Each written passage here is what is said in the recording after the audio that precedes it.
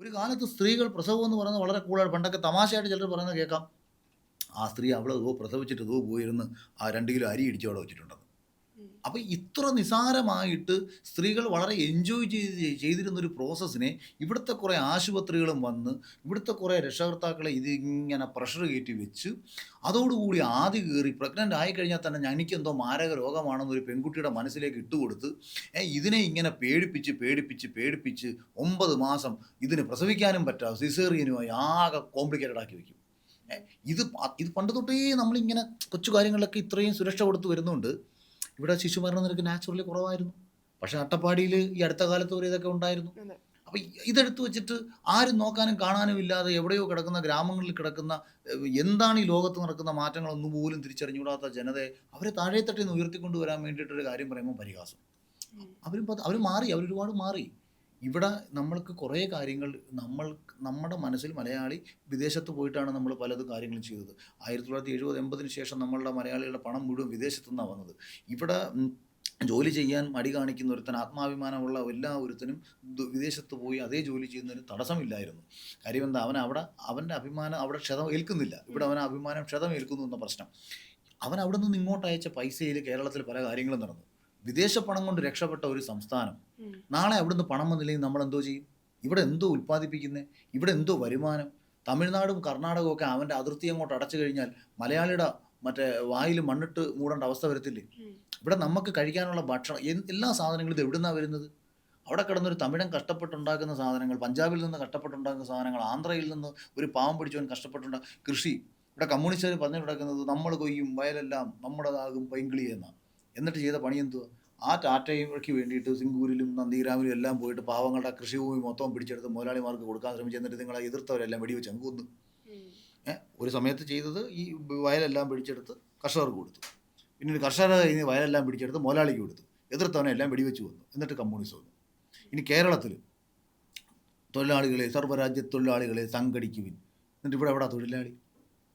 അവിടെ ബംഗാളിനെ മൊത്തം നശിപ്പിച്ച് നാമാവശേഷമാക്കി ഇട്ടിട്ട് സർവ്വരാജ്യ തൊഴിലാളികളെ സംഘടിപ്പിക്കാൻ പറഞ്ഞപ്പോൾ പിന്നല്ലേ കാര്യം പിടിയിട്ടത്?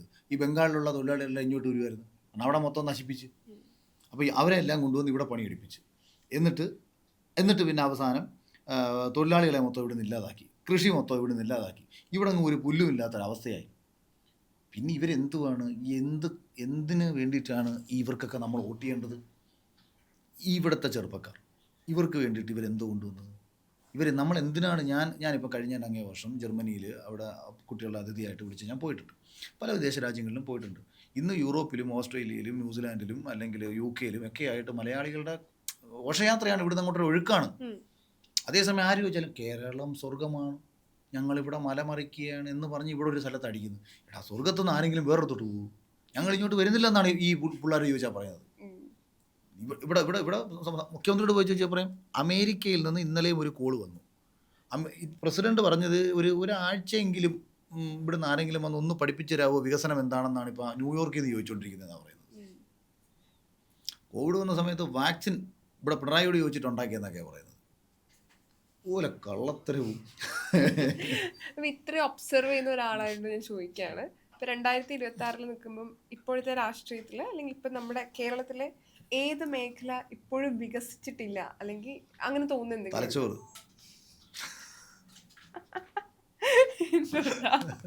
അങ്ങനെ അങ്ങനെ ഒരു മറുപടി ആ തലച്ചോറ് വികസിച്ചിട്ടില്ല എന്നുള്ളതിനാണ് ഞാനിപ്പോൾ ഈ പറഞ്ഞതെല്ലാം. ഇപ്പം നമ്മൾ പറയത്തില്ലേ, ഇപ്പം എൻ്റെ അടുത്ത് ആരോ പറയുന്നത് തൃക്കാക്കര UDF-ൻ്റെ കോട്ടയാണ്. ഈ കോട്ട എന്ന് പറഞ്ഞാൽ എന്താണ്? അവിടുത്തെ ജനതയുടെ തലച്ചോറ് വികസിച്ചിട്ടില്ലെന്ന് പറയുന്നത് കൊണ്ടാണ് ഒരു പ്രദേശത്തെ നമ്മുടെ കോട്ട നമ്മൾ വിളിക്കുന്നതിൻ്റെ കാര്യം. ഉം. കാര്യം തലച്ചോറ് വികസിച്ച് കഴിഞ്ഞാൽ ഒരുത്തൻ മാറി ചിന്തിക്കാനുള്ള ശേഷി ഉണ്ടാവണമല്ലോ. ഉം. തലച്ചോറ് വികസിക്കാത്തവൻ എവിടെയാണോ കുത്തിക്കൊണ്ടിരിക്കുന്നത് അവിടെ തന്നെ കൊണ്ട് കുത്തും. ഉം. മാറ്റം വരണമെന്ന് ആഗ്രഹിക്കുന്നവൻ ചിന്തിച്ചു തുടങ്ങും. ഇപ്പം ഞാനൊക്കെ എല്ലാ കാലത്തും എന്ത് ചെയ്താലും ഇതെങ്ങനെ, ഇതെന്തിന് എന്നുള്ള ചോദ്യങ്ങൾ നമ്മളോട് ചോദിക്കും. ഈ ചോദ്യങ്ങൾക്കുള്ള ഉത്തരം ഞാൻ കണ്ടുപിടിക്കും. അങ്ങനെ ഈ ചോദ്യങ്ങൾക്കുള്ള ഉത്തരം കണ്ടുപിടിക്കലാണ് അടിസ്ഥാനപരമായ ശാസ്ത്രം എന്ന് പറയുന്നത്. സത്യാന്വേഷണമാണ് ശാസ്ത്രം എന്ന് പറയുന്നത്. അങ്ങനെ നമ്മൾ സത്യത്തെക്കുറിച്ച് അല്ലെങ്കിൽ ശരികൾക്ക് വേണ്ടിയിട്ട് നമ്മളോട് ചോദ്യങ്ങൾ ചോദിക്കണം. ഇതിൻ്റെ ഉത്തരം നമുക്ക് കണ്ടുപിടിക്കാൻ കഴിഞ്ഞില്ലെങ്കിൽ അതിന് ഉത്തരം കണ്ടുപിടിച്ച് തരാൻ ശേഷിയുള്ളവരോട് ചോദിക്കണം. അങ്ങനെ ഈ ചോദ്യങ്ങൾക്കുള്ള ഉത്തരമാകണം ഏറ്റവും മഹത്തായ ശരിയെന്ന് പറയുന്നത്.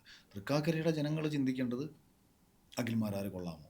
ഇപ്പോൾ ഒരാൾ പറയും അവൻ കൊള്ളത്തില്ലടേ, അവൻ പറഞ്ഞത് ശരിയാണോ, എന്തുകൊണ്ട് കൊള്ളത്തില്ല, എന്തുകൊണ്ട് കൊള്ളാം, അല്ലെങ്കിൽ ഞാൻ എന്തിനു ഉമാ തോമസിന് വോട്ട് ചെയ്യണം, അല്ലെങ്കിൽ ഞാൻ എന്തിന് CPM-ൻ്റെ സ്ഥാനാർത്ഥിക്ക് വോട്ട് ചെയ്യണം. ഈ ചോദ്യങ്ങൾക്ക് അവന് കുറേ ചോദ്യങ്ങൾ അവൻ എഴുതി വെക്കണം.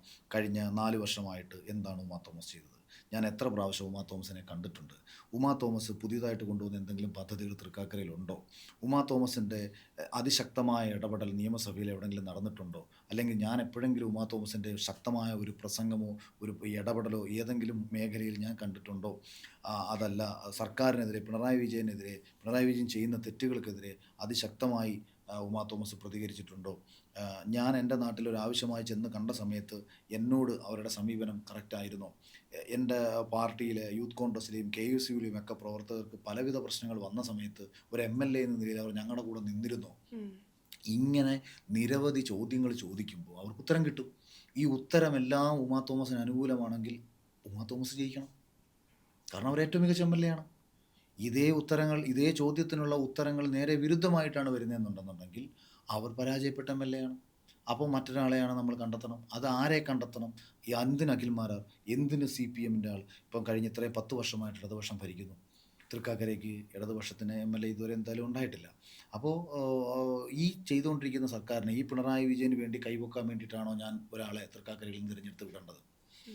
അപ്പോൾ ഇത് ജനം ചിന്തിച്ച് ജനത്തിന് തന്നെ ഇതിനുള്ള ഉത്തരം കിട്ടും. ഇത് നമ്മൾ നിന്ന് പറയേണ്ട കാര്യം, നമ്മളവരെ ഒന്ന് ഓർമ്മപ്പെടുത്തുകയാണ്.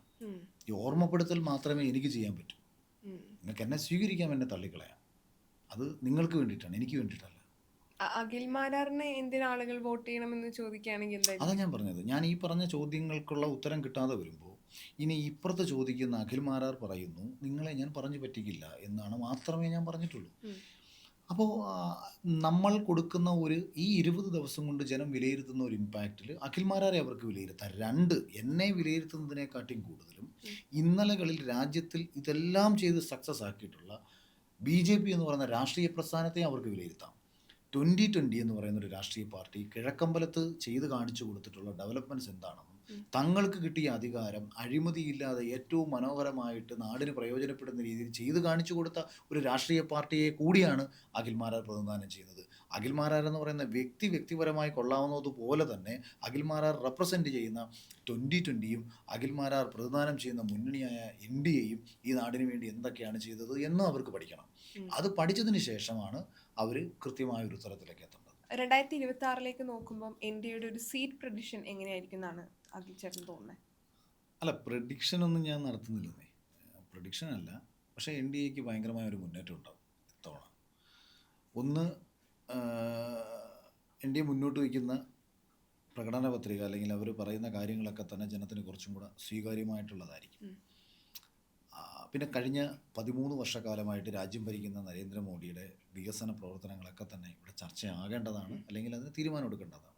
ഇനി ഇതിനേക്കാളെല്ലാം ഉപരി പിണറായി വിജയൻ എന്ന് പറയുന്ന ഒരു മഹാനാണ് കേരളം കഴിഞ്ഞ 10 വർഷം കൊണ്ട് ഭരിച്ചുകൊണ്ടിരിക്കുന്നത്. ഇദ്ദേഹത്തിനെ മാത്രം നമ്മൾ രാവിലെയും വൈകിട്ട് ചിന്തിച്ചു കഴിഞ്ഞാൽ NDA ചിലപ്പോൾ എല്ലായിടത്തും അധികാരത്തിൽ വരും. അത് മാത്രം ഞാൻ നോക്കിയപ്പോൾ ഈ കേരളത്തിലൂടെ എല്ലാം ഫ്ലെക്സ് അടിച്ച് വെച്ചിട്ടുണ്ട്. നോക്കിയപ്പോൾ ഇദ്ദേഹത്തിൻ്റെ മുഖമാണ്. ഇത് കാണുമ്പോൾ തന്നെ ചതുർത്ഥി കണ്ടാണ് ജനം വേറെ ഒരു പാർട്ടിക്ക് വോട്ട് ചെയ്യാനുള്ള ചിന്ത നാച്ചുറലി വന്നുള്ളൂ. അതുകൊണ്ട് LDFകാർ ഒരു കാലത്തും ഇനി വരലെന്നുള്ള ചിന്തയിലാന്ന് തോന്നുന്നു പിണറായിയുടെ തന്നെ പടം ഇങ്ങനെ അടിച്ചടിച്ച് വയ്ക്കുന്നത്. അതേസമയം വെട്ടിയൊതുക്കാൻ പറ്റുന്ന പലരെയും ഇവർ വെട്ടിയൊതുക്കിയിട്ടുണ്ട്. ഇപ്പോൾ ഇവിടെ P. രാജീവിനെതിരെ ഭയങ്കര പ്രശ്നങ്ങൾ വരുന്നുണ്ട്. ഇപ്പോൾ എൻ്റെ അടുത്ത് തന്നെ കഴിഞ്ഞ ദിവസം ഒരു കമ്മ്യൂണിസ്റ്റുകാരൻ അദ്ദേഹം കണ്ടിങ്ങനെ ഞാനൊരു വീട് നോക്കാൻ വേണ്ടി ഇപ്പോൾ വഴി വെച്ച് കണ്ടതാണ്. അപ്പോൾ പുള്ളി എടുത്ത വഴി തന്നെ പറഞ്ഞത് നിങ്ങളെന്തായാലും 2ാം സ്ഥാനം ഉറപ്പാട്ടോ. ഒരു കമ്മ്യൂണിസ്റ്റുകാരൻ പറഞ്ഞതാണ്. 1ാം സ്ഥാനം കമ്മ്യൂണിസ്റ്റ് പാർട്ടി വരുമെന്നല്ല, 1ാം സ്ഥാനം ഉമാ തോമസ്. കാരണം ഇങ്ങനെ ഉറച്ച കോട്ട, ഇങ്ങനെ പൊതുധാരണയുണ്ടല്ലോ. അപ്പോൾ ഉറച്ച കോട്ടയായ LDF UDF അവിടെ കട്ടിച്ച് ജയിച്ചേക്കാം. പക്ഷേ അഖിൽമാരാർ 2ാം സ്ഥാനം വരും. കാരണം P. രാജീവ് ഞങ്ങളെ ഇവിടുത്തെ സകല നേതാക്കന്മാരെയും വെട്ടി, ഇവിടെ കൊള്ളാവുന്ന എല്ലാ ആൾക്കാരെയും പുള്ളി വെട്ടിയത്. അപ്പം പക്ഷേ ഉദയകുമാർ എന്ന് പറയുന്നവരുടെ CPM ഏരിയ സെക്രട്ടറി ഇവിടെ മത്സരിക്കാൻ നല്ല ആളായിരുന്നു, നല്ലൊരു മനുഷ്യനായിരുന്നു എന്ന് പറഞ്ഞ കുറച്ച് ആൾക്കാർ എൻ്റെ അടുത്തുണ്ട്. ഇതാണ് പ്രശ്നം. ഒരു പാർട്ടിയിൽ നല്ല വ്യക്തിത്വങ്ങളുള്ളപ്പോൾ അവരെ പരിഗണിക്കാതെ സ്വന്തം താല്പര്യങ്ങൾക്ക് വേണ്ടി വെട്ടി ഒതുക്കുന്ന കുറച്ച് മന്ത്രിമാരൊക്കെ ഉണ്ട്. അവർക്ക് അവർ ജയിച്ചാൽ മാത്രം മതി എന്ന് അവരുടെ ചിന്ത. അപ്പം അത് എല്ലാ പാർട്ടിയിലുമൊക്കെ നടക്കുന്നുണ്ട്.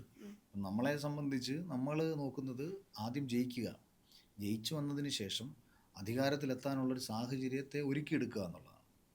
എന്തായാലും ഈ പറഞ്ഞ ഒരു 10-15 സീറ്റുകളിൽ ഭയങ്കര അതിഗംഭീരമായിട്ടുള്ള മുന്നേറ്റം NDAക്ക് എന്തായാലും ഉണ്ടാവും.